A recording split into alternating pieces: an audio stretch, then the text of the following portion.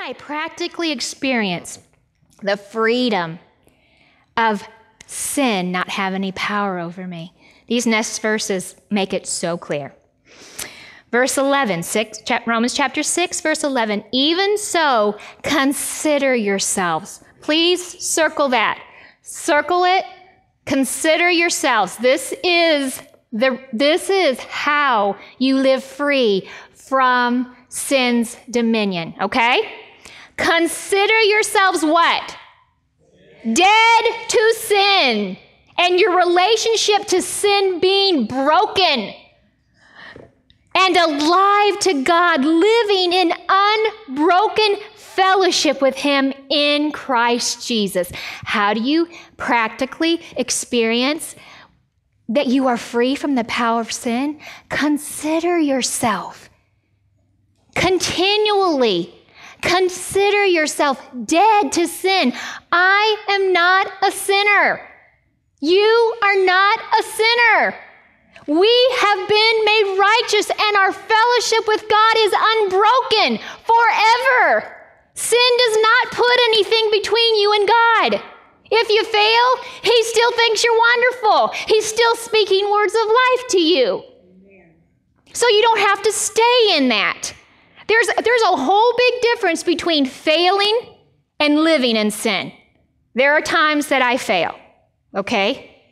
There are times that I still argue with my husband every once in a while, if you can believe it. Just kidding. I'm not perfect. I hope you all know that, except for Jesus says I am. But my actions are not always perfect. And there are times that I have gotten into an argument with my husband, but I don't live in that. I don't live in that. And you know why? Because when I do slip up and fail, I turn and remember who I am.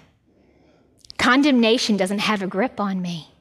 Shame, guilt doesn't have a grip on me anymore. So the power of sin can't keep me in its slavery. I'm no longer a slave to sin because I will no longer take on condemnation, guilt, and shame for my failures. That's how you break free. As long as you are going to hold on to your own negative opinion of yourself, you will be enslaved to sin's power. But when you grab hold of the Father's good opinion of you in Christ, and you know what? The thing about it is, it's like, so what if He has a good opinion of you if you've done everything right? The good news is He has a good opinion of you even when you fail. That's the good news. Anybody can have a good opinion of you if you do everything perfect. But who, besides Jesus, has a good opinion of you no matter what you do? Nobody. That's why it's good news.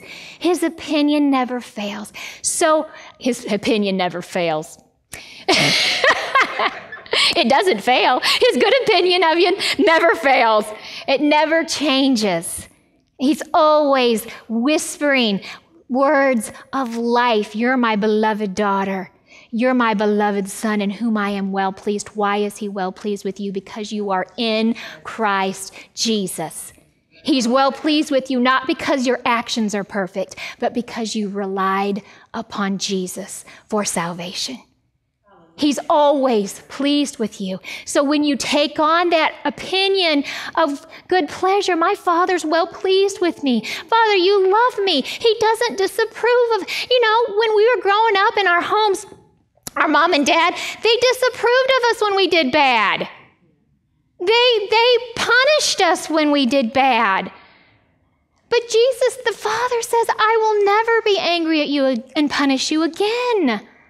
I'm only speaking words of life, words of love. Why is He doing that? To pull you out of the sin life and bring you into the righteous, blessed life.